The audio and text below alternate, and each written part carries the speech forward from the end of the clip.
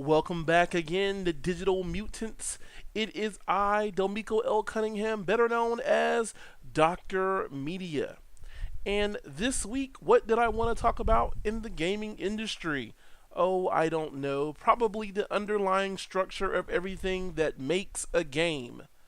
And that is the game engine. There are realistically kind of two major engines that are used within the gaming industry. And a lot of companies, it used to be a long time ago, game companies would really build their own engines, and that is, kind of was their bread and butter, and their one technical piece that they had over other companies was the fact that they had a game engine that no one else had. And subsequently, there was a time, right around the time Epic Games kind of rose to its level of power, that the Unreal Engine became one of the most used engines for development. So, ever since probably Unreal 2.5, there was a development kit for the Unreal Engine, and you could download that kit. Actually, when you purchased Unreal games like Unreal Tournament 2004, you received the Unreal Development Kit with that game. So you were able to create, you know, games or create mods. It was a quick way and easy way to be able to mod things. Now, this video is going to talk about two of the major engines for the gaming industry, one being the Unreal Engine and the other being the Crytek engine. There are other engines out there. There's the Shiva engine. There is Unity. And those are, and realistically, I'm talking about engines that we can get a hold of as consumers, because there's tons of engines made by companies that we will never be able to touch unless we are inside of those companies, because, like I say once again, they are just for those companies. So anyway, last generation of games, in my own humble opinion, I feel that it was dominated by one particular game engine, and that game engine was the Unreal 3 gaming engine. That engine, created by Epic Games, for its, well, not really just for it, but it really came down to they use it for all of their games because, it's Unreal, it's theirs. But a lot of companies, when Unreal licensed their technology, a lot of companies really wanted to be able to get down to the point of making their games and thinking about gameplay and thinking about all those great things, and not having to worry about hiring a bunch of programmers to actually write a game engine. So a lot of companies opt to use middleware as far as the game engine is concerned. So last generation, and I'm really talking about PS3 and 360, they were dominated by powered by Unreal technology. You kind of saw powered by Unreal technology everywhere. It was all over the place. And subsequently, I was able to use that engine. I used the Unreal 3 development kit, and then I got into the Unreal 4 engine. Now, one thing that's different, when Epic moved to the Unreal 4 engine, at first, it was going to be kind of a pay model. They were trying to figure out. Subsequently, after that, Epic rather, they decided to do a free model of the Unreal Engine. And basically what that ended up being was that you were able to receive Unreal 4, and you were able to not just get the development kit, which is what we got in the past, but you were able to get the actual source code of the engine.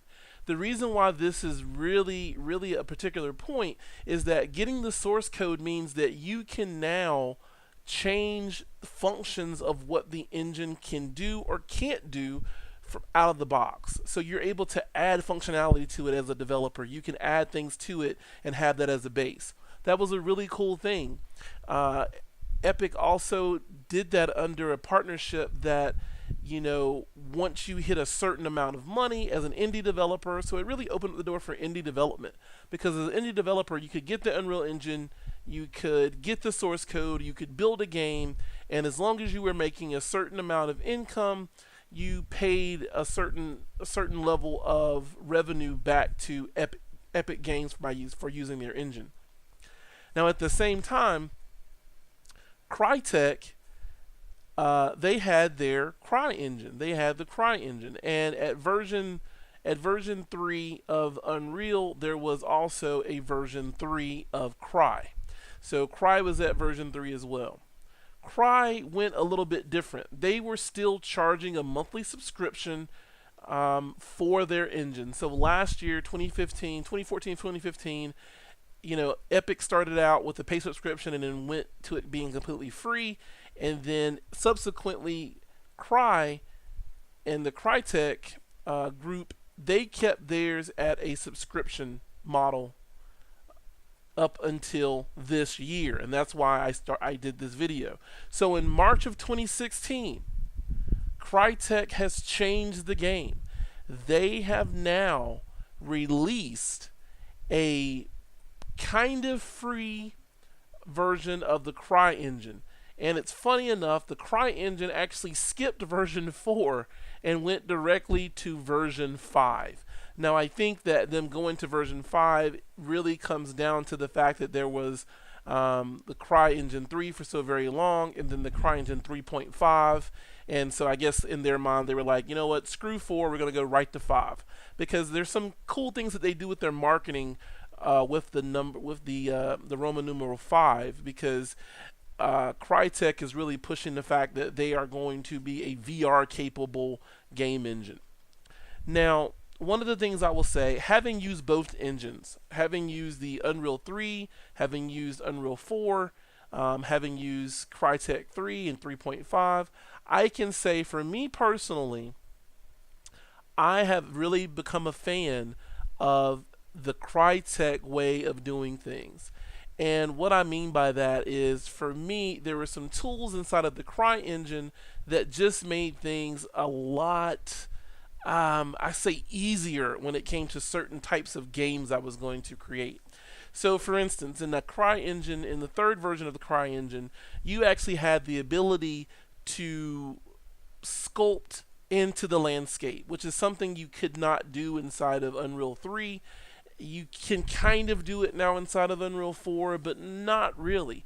Inside of the CryEngine, you could actually build a cave if you wanted to. You could take a voxel piece, cut into your map, and actually carve into the landscape and make a cave, or make a series of caves. That's something that Unreal doesn't have, at least out of the box. Now I know that they have ways to extend it and things like that. So don't get me wrong, you can probably do that. But what I'm doing is putting kind of apples to apples and what the core of the game engine can do.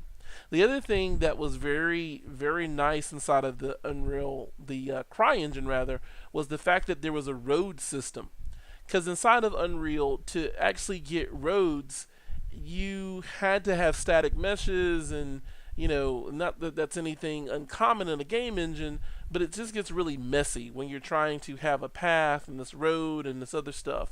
But inside of Cry's engine, they actually had a system devised for making paths and roads on your terrain. So you had your terrain, you would use a spline and actually be able to lay down a road system and road textures and be able to change the topology for that road, which was very nice because you could use a spline based movement tool and be able to do that.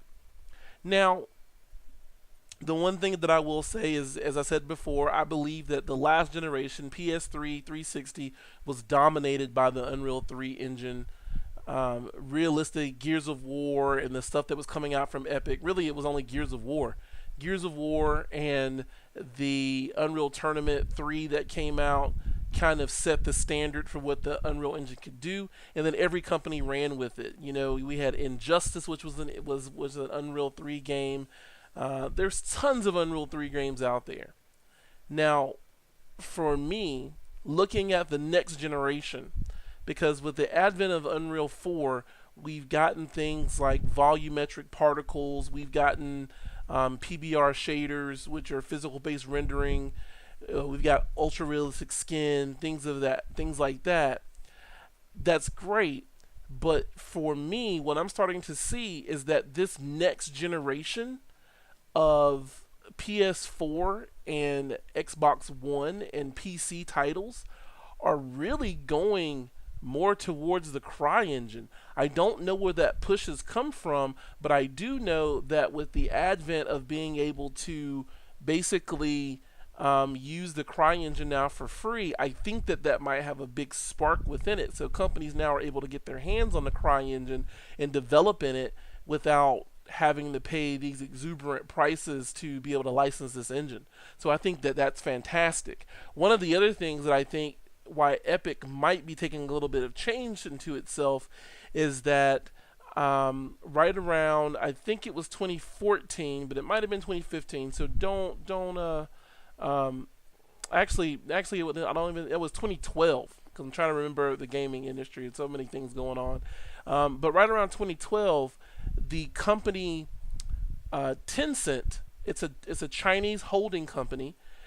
They actually purchased a minority stake in Epic Games, which is huge because in 2015, Tencent also purchased and they actually became the owners of Riot Games, and Riot Games makes one of the most popular MOBAs on the entire planet, which is League of Legends. So now we've got another company. So now Epic's not this independent company as it used to be, and it's got influences from other things. Now I do know that in the realm of Tencent, Tencent actually is launching their own gaming console because the 10-year ban for gaming consoles in China is finally up. So Tencent is announcing its own gaming console, and I'm pretty sure Epic's going to be working on some content for it since, that's kind of like their partial owner. Now, I'm not saying that Epic Games has sold to Tencent. I'm just saying that Tencent has purchased a minority stake in Epic Games, which changes some things, at least for me. And on the other side of it, Crytek is still there. A lot of people kind of underestimated the Cry 3 engine. It would produce beautiful games, but there hasn't really been a game that shows off the true power of what the Cry engine can do. The first game I think that ever did that was, of course, Crysis. The Crysis game series was built in Crytek. It was based off the Cry engine. Now what's actually very interesting is that the very first Far Cry game was actually made by Crytek, and it ran on the Cry engine, on the actual Cry engine. Now, subsequently, all the other Far Cry games have been developed by Ubisoft, for Ubisoft and by Ubisoft, and they have used another engine. I think now the fact that I think with Far Cry 3, Ubisoft had its own engine, which was the Dunai engine, which has been using since Far Cry 3, and they use it for Blood Dragon. They use it for Far Cry 4, as well as Far Cry Primal. All use the Dunai engine. But I think it's very interesting that the very first Far Cry was actually developed by Crytek, and it ran the Cry engine. I think that's really kind of cool. Now, it still was published by Ubisoft, but it was developed by Crytek. So, as game engines go, for me personally, I'm kind of platform independent. I don't really care. But I do, like I said, I do love a lot of things about the way that the CryEngine works as opposed to Unreal. Now, I think that the Unreal Engine has the benefit of the blueprint system, which makes it completely fantastic for people that are completely indie and they don't know how to do a lot of the programming. They can go get a blueprint and be able to put together a game pretty quickly, actually, with the blueprint system. Now, does Cry have anything on the horizon for that? Maybe. I know at this point that the Unreal Engine also no longer on the surface supports Mac scripts, or Unreal Script rather. It now supports full C++ to be able to program with. And the one thing that I will say that I find very interesting about the CryEngine is that the CryEngine supports C++ or C#. So it lets you choose whichever development platform that you want to work with. So anyway, that's kind of been my little bit of a take, and you can see from the great images and stuff behind us of some of the power of these engines. And I'm just ready to see, which engine is going to make the really great games, because it really comes down to games, right? So we've got these two engines that are kind of even keel as far as technical prowess. So now let's put it back to the developers and to these development teams to go out there and use these toolkits and make some of the best games that we've ever played. And, like I said, continue to check out my page, as I will have things up here. I'm going to start doing some tutorials for the game engines, maybe on level design or whatever else people are asking for out there or clamoring for. So we'll see what people are looking for, and I will catch you all next time. I hope you have enjoyed your digital daily prescription fix. And once again, I am Delmico L. Cunningham, better known as Dr. Media.